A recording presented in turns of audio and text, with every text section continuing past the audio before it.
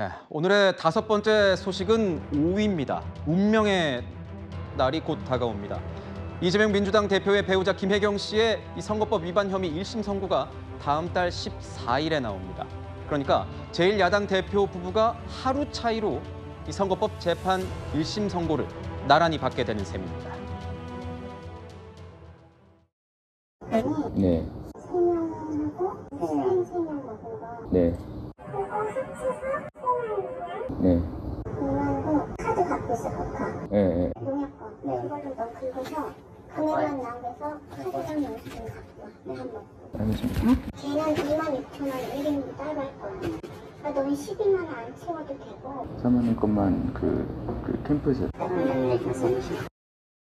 혈세를 죄책감 없이 자신의 돈인 것처럼 사적으로 이용하고 공무를 수행하게 되어 있는 공무원을 하인처럼 보는 분이 이제는 진실을 말해 진정 편해지시기를 바랍니다.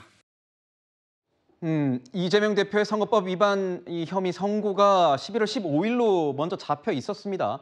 근데 김혜경 씨에 대한 선고가 11월 14일로 어제 잡혔습니다. 이재명 대표 부부가 하루 차이로 뭐 공교롭다고 해야 될까요? 우연이라고 해야 될까요? 1심 선고를 나란히 받게 됐는데 굉장히 민주당에게도 정말 눈길이 가는 그런 날이 될 것 같습니다. 그렇죠. 11월에 정말 중요한 선거가 3건이 잡히게 된 것인데요.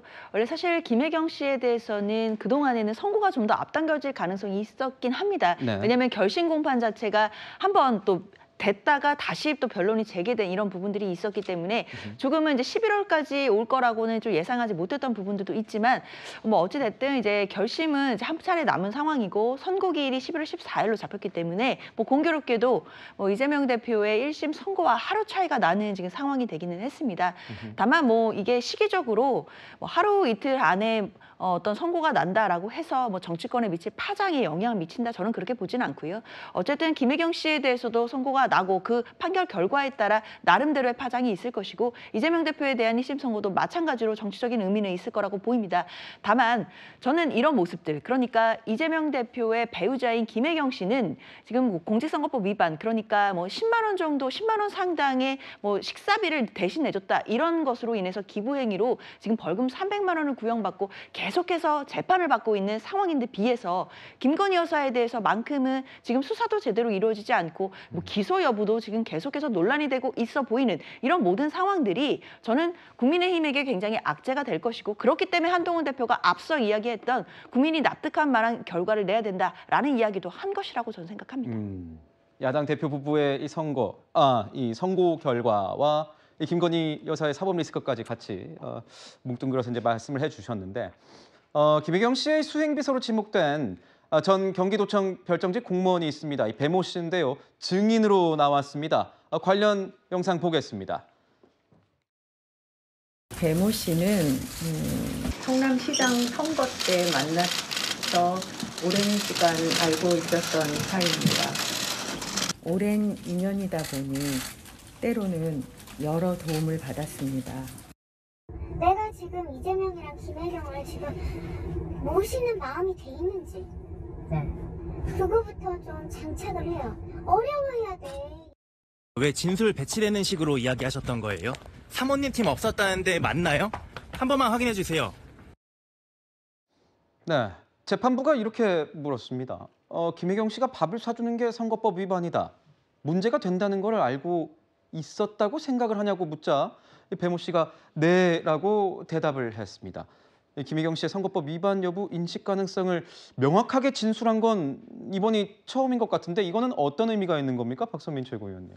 그러니까 이게 본인이 일단 했다라고 이야기를 하고 있는 거거든요. 그러니까 김혜경 씨의 어떤 뭐 지시를 받아서 또는 어떤 강요를 받아서 본인이 이런 뭐 불법적인 행동을 했다라고 이야기를 하는 것이 아니라 이제 본인은 뭐 본인이 도와드리려고 했다라는 일관된 취지에서 진술을 하고 있는 걸로 보여지고요. 그러니까 선거법 위반이라는 걸 알면서도 한 것이냐라는 취지로 사실은 물었다라고 봐야 되겠죠.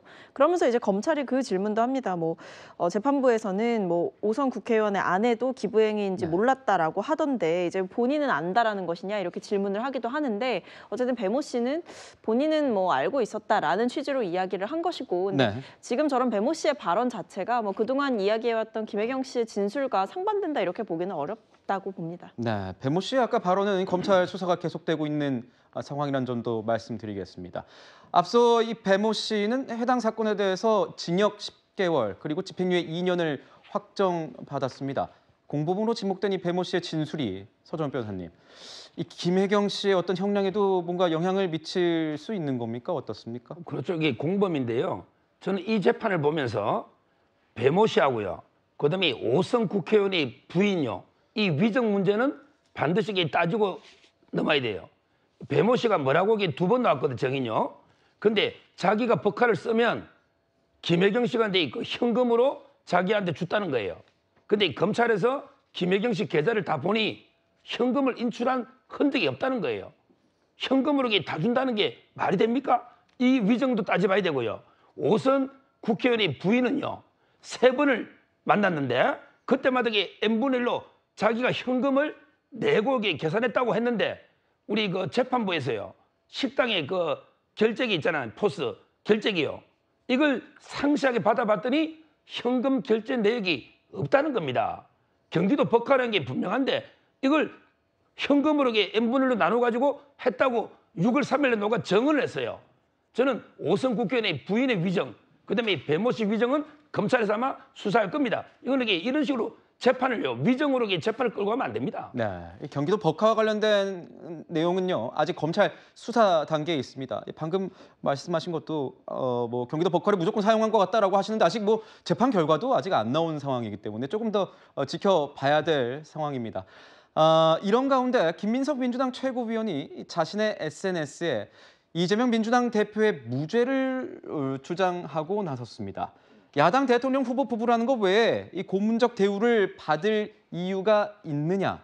그러면서요, 이원정 위원님, 네. 이완용 전두환 얘기까지 꺼냈더라고요. 네, 뭐 계속 요즘 뭐 사례를 뭐 본인의 예를 들어서 이재명 대표 같은 경우는 조봉암 또 뭐 김대중 뭐 이런 예를 들기도 하고. 근데 이제 최근에요, 어떤 한 의원이 선거법 위반으로 기소된 사건이 있었는데 어떤 혐의냐면 이 보통 고사 같은 거 지내지 않습니까? 돼지머리에 그 5만 원짜리 2개를 이렇게 머리에 꼽아준 그 혐의로 선거법 위반에 기소가 됐어요. 그러니까 그만큼 우리나라 선거법이 굉장히 엄격하게 돼 있습니다. 자, 그렇기 때문에 김혜경 씨 같은 경우도 아마 일반 국민들은 아니 막값 뭐 10만 원 정도 냈다고 왜 선거법으로 저렇게 재판까지 받게 됐냐라고 하겠지만 그 현실적인 법이 그렇습니다. 그러니까 그만큼 우리는 그 선거 기간 중에 타인에게 일정 정도의 금품을이나 저런 식사를 사줄 경우에 굉장히 엄격하게 하고 있다는 거 말씀을 드리고 그렇기 때문에 이제 14, 15일 날 이제 뭐 이 결정이 나게 돼 있지 않겠습니까? 물론 뭐 김민석 최고위원 입장에서는 무죄다라고 이야기를 하겠지만 뭐 정치적으로는 그렇게 본인들은 주장을 하겠지만 그러나 이제 법의 심판에 이제 날이 얼마 다가오지 않았습니다. 아마 오늘 배모 씨 이 증언도 보면 아마 이게 법 위반이라는 것 자체 김혜경 씨가 알고 있었을 것이다 라는 어떤 뉘앙스를 풍긴 거고 또 아마 이 진술할 때 김혜경 씨가 꽤 눈물을 훔쳤다는 이야기도 있어요. 왜냐하면 배 씨하고는 꽤 오랫동안 인연이 있습니다. 성남시장 이전부터 사실은 배 씨하고는 꾸준하게 관계를 가져왔거든요. 이제 그런 분이 같은 법정에서 법 위반이다라고 이야기를 하는 것은 아마 김혜경 씨 입장에서 보면 굉장히 좀 충격이었지 않을까라는 그런 생각도 듭니다. 이재명 대표 같은 경우에는요, 이 대장동 재판에 출석을 하기로 돼 있었습니다. 그런데 불출석했습니다. 3분 만에 그래서 재판이 종료됐습니다. 증인으로 출석할 예정이었던 유동규 전 본부장이 재판에 불출석하자 이재명 대표도 출석하지 않은 것으로 알려졌습니다. 이 사건 같은 경우에는요, 장현 변호사님. 네. 증인 신문만 100명 넘게, 뭐 150명 가까이 해야 된다고 들었는데 이렇게 이 재판 일정이 간다면 1심 선고는 정말 저 먼 훗날에 나올 것 같아요. 그렇죠. 워낙 이 사건 자체가 기록도 방대하고요. 그리고 굉장히 오랜 기간 이루어졌던 또 사건들이기 때문에 검찰에서 이제 뭐 신청하는 뭐 증거 자료라든지 증인도 굉장히 많겠지만 법원이 상대적으로 검토를 해야 되는 그 기록 자체가 상당히 양이 많습니다. 따라서 사실 심리도 굉장히 많이 이루어질 거기 때문에 재판이 상당히 길어질 수밖에는 없는 상황인데요. 오늘 이제 재판이 그냥 또다시 공전이 된 이유는 유동규 증인이 불출석을 했기 때문인 것이고 또 증인에 관한 오늘 증인 신문이 있어야 했는데 증인이 오지 않으면 증인 신문이 제대로 이루어질 수가 없는 상황이었기 때문에 이재명 대표도 그래서 불출석한 것으로 보이고요. 아마도 다음번 기일부터는 증인들도 제대로 출석을 하게 될 것이고 그러면 또다시 이제 심리가 열릴 것이라고 보입니다. 근데 워낙 뭐 사건 기록이 방대하니까 뭐 1심 선고 자체가 뭐 내년 안에 나올 수 있겠느냐에 대해서도 지금 회의적이신 분들이 많으시거든요. 그렇기 때문에 뭐 재판부로서도 나름대로 집중 심리를 해서 내년 안에는 1심 선고가 나올 수 있도록 또 재판을 또 신속하게 할 수 있지 않을까라는 판단도 듭니다. 그런데요, 저게 대장동만 지금 148명이잖아요. 근데 성남 FC가요 487명이라고 정청래 최고가 그랬잖아요. 487명. 근데 한 명 하는데 얼마 걸리느냐? 유동규 씨가요 주신문이 3일, 그다음에 반대신문이 4.5일 벌써 잡혀 있어요. 이대로 가면요 유동규 씨 제가 통화해보니 30년 걸린답니다. 근데 저는 성남 FC가 487명이에요. 근데 문제는 방법이 있어요. 지금 검찰이 요구하고 있는데 저걸 분리해야 됩니다. 왜 4개를 영장 때는 편의하게 합쳐놨지만 충분히 분리해가지고 심리가 돼요. 그래서 검찰은 위례하고 대장동은 구조가 비슷하니 이걸 선고해주고 네. 그다음에 FC는 지금 성남에서 재판하고 있잖아요. 9명이. 그러면 성남 FC로 합치면 되고 그다음에 백현동은 김인섭 씨 재판부 있잖아요. 그쪽으로 가면 되거든요. 지금 저는 이 판사가 이해가 안 되는 게 본인은 인사이동으로 가요.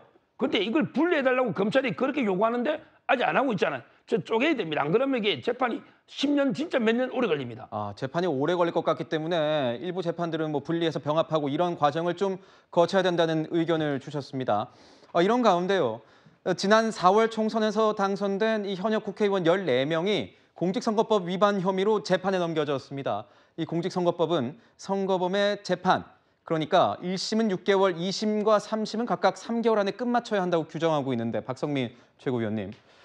만약에 이 결과가 재판 결과에 따라서 어떻게 보면은 미니 총선이 될 수도 있다, 재보궐선거가 뭐 이런 얘기도 나오는 상황에서 일각에서는 이재명 대표의 이런 재판 상황을 보면서 혹시 이 14명에 대한 재판도 이재명 대표처럼 뭔가 좀 시일이 늦어지는 것 아니냐 뭐 이런 목소리도 나오고 있는데 어떻게 보십니까? 근데 뭐 그것을 이제 이재명 대표의 재판처럼이라고 하기에는 이제 사안이 뭐 동일한 구조가 아니기 때문에 동일선상에 놓고 비교하기는 어려울 것 같은데요. 근데 어쨌든 사실 이런 선거법 재판은 항상 선거가 지나고 나면 늘 있었고 그리고 그 선거 과정 중에 또 있었던 여러 일들을 다루는 거다 보니까 굉장히 그 검찰과 이 당사자 간의 이 논리가 치열합니다. 그렇기 네. 때문에 뭐 말씀하신 대로 지연될 수도 있겠지만 어쨌든 최근에 재판 지연의 문제 이런 것들이 많이 지적이 되다 보니까 아마 그 부분을 고려해서 신속하게 처리하지 않을까 싶습니다. 네. 이번에 기소된 이 재판, 이른바 633 원칙 지켜질지 함께 지켜보시죠.